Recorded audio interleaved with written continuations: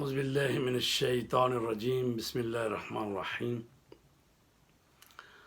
عزیزان گرامی، کربلا کے بہت سارے پیغامات ہیں۔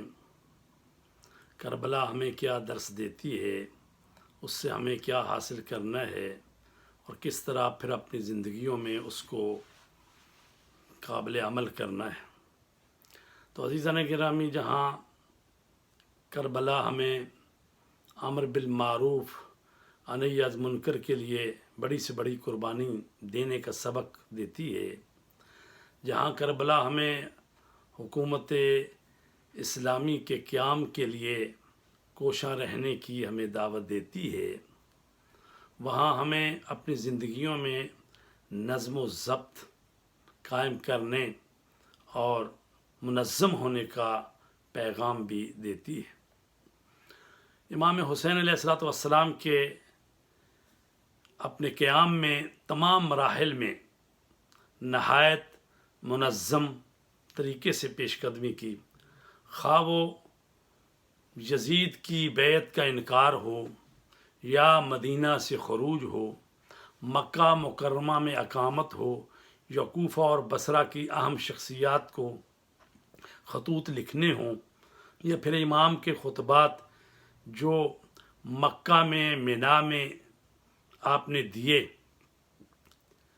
یا کربلا آتے ہوئے مختلف منازل پر دیے، جب ان پر ہم غور کرتے ہیں تو ان میں امام کی خاص حکمت علمی اور عملی اور نظم و ضبط دکھائی دیتا ہے۔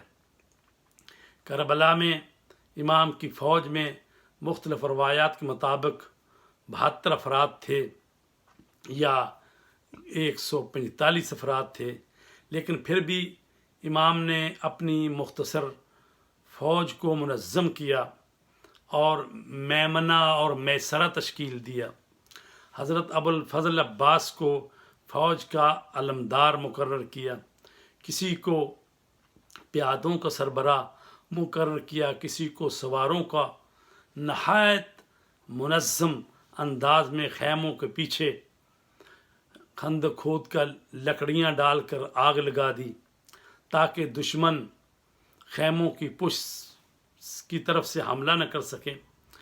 دنیا کے بڑے بڑے جرنیل اور جنگ کا عملی تجربہ رکھنے والے، انہوں نے پوری دقت سے غور کیا اور مطالعہ کیا، ہر مقام کا تفصیل سے جائزہ لیا، لیکن انہیں کہیں امام کی حکمت عملی اور جنگی اصولوں میں نقص نظر نہیں آیا۔ امام کے ساتھیوں میں ایسا نظم و ضبط تھا کہ جو بھی جنگ کے لیے جاتا تھا امام سے باقاعدہ اجازت لے کر جاتا تھا۔ کربلا نے ہمیں نظم و ضبط اور اطاعت امیر اور اطاعت امام اور اطاعت نائب امام کا درس دیا۔ تو آئیے کربلا سے ہم یہ سیکھیں کہ کس طرح قوم میں نظم و ضبط پیدا کرنا ہے، کس طرح ہم نے اپنے رہبر اور رہنما کی اطاعت کرنی ہے۔